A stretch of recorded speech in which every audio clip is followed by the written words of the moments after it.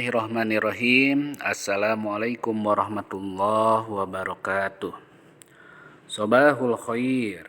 Ahlan wa sahlan. Kaifa halukum? Mada dathunal an? Selamat pagi anak-anakku semuanya.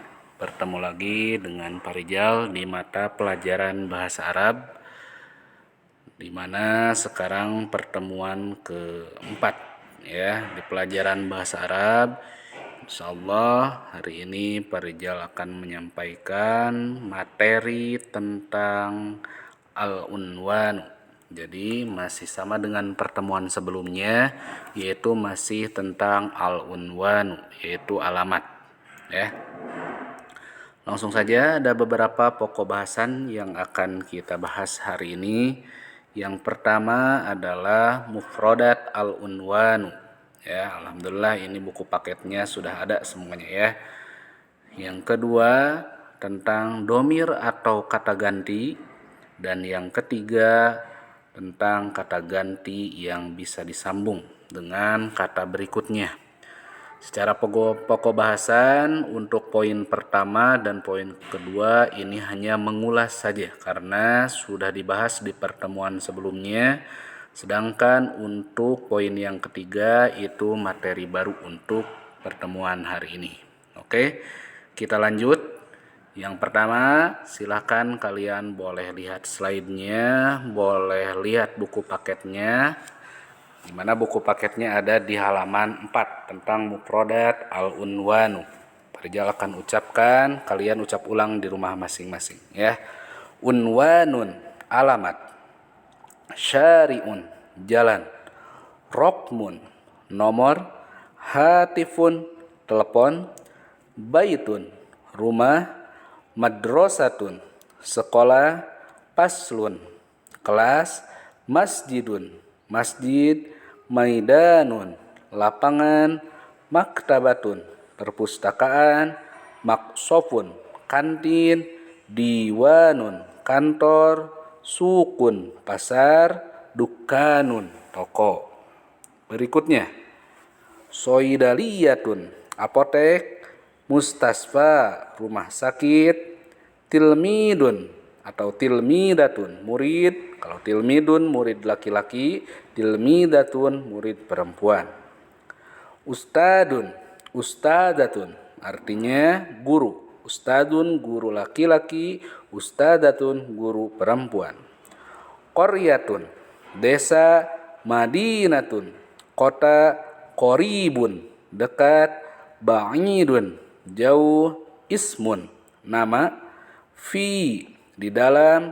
Amama, di depan. Waro'a, di belakang. Janiba, di samping. Sodikun atau sodikotun, teman. Sodikun itu teman laki-laki, kalau sodikotun teman perempuan. Abun, ayah. Ummun, ibu. Ya, itu 30 mufradat untuk materi al-unwan atau alamat. Oke. Pokok bahasan berikutnya yaitu mereview kembali tentang domir. Pak Rijal akan ulang-ulang terus ini ya. Karena untuk domir ini atau kata ganti ini akan bermanfaat untuk jenjang selanjutnya dalam pelajaran bahasa Arab. Kata gantinya atau domirnya yang pertama ada ana. Ya, ana itu artinya saya. Sekali lagi, untuk ana ini bersifat umum.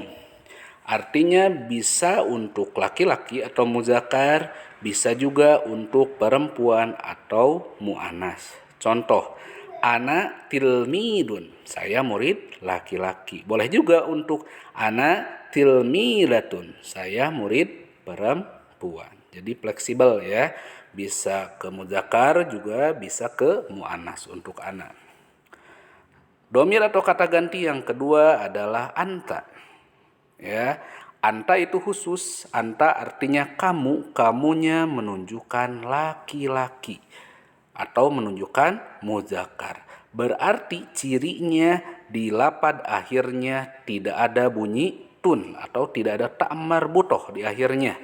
Contoh, anta tilmidun, itu kalimat yang tepat. artinya kamu murid laki-laki, ya.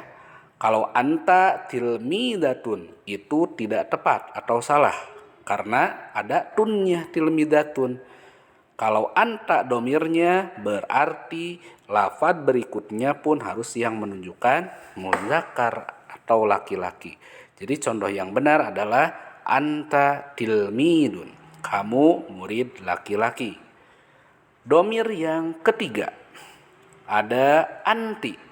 Anti juga artinya kamu, hanya kamunya menunjukkan perempuan atau sering disebut mu'annas. Berarti cirinya harus ada tak marbutoh di akhir lafaz berikutnya itu yang berbunyi tun. Contoh, anti tilmidatun. Apa artinya? Kamu murid perempuan. Ya, domirnya anti, kemudian lafaz berikutnya menunjukkan mu'anas. Anti tilmidatun, kamu murid perempuan. Yang selanjutnya, domir yang berikutnya adalah huwa. Huwa itu artinya dia. Dianya menunjukkan laki-laki. Contoh, huwa ustadun.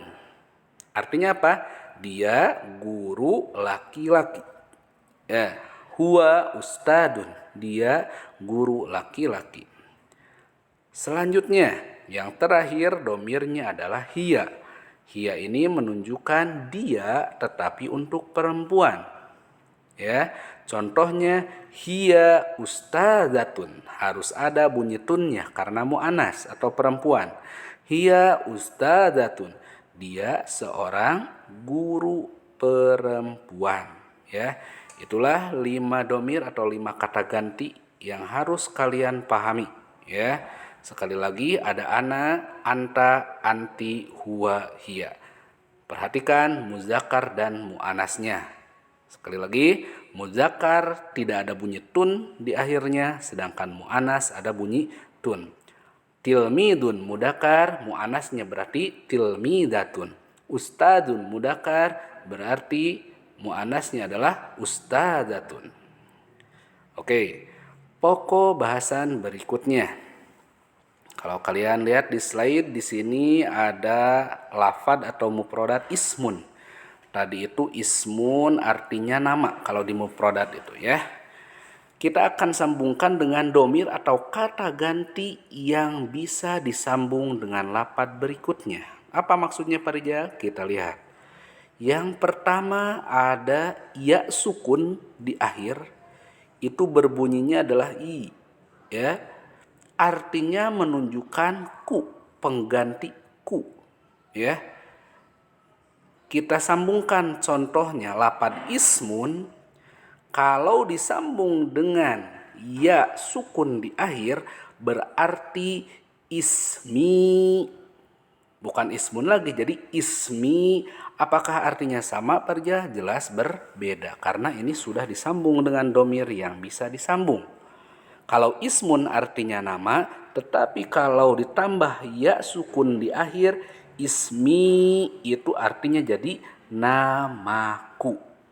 Oke, sekali lagi, ismun nama tetapi ditambah ya sukun di akhir menjadi ismi, artinya menjadi namaku.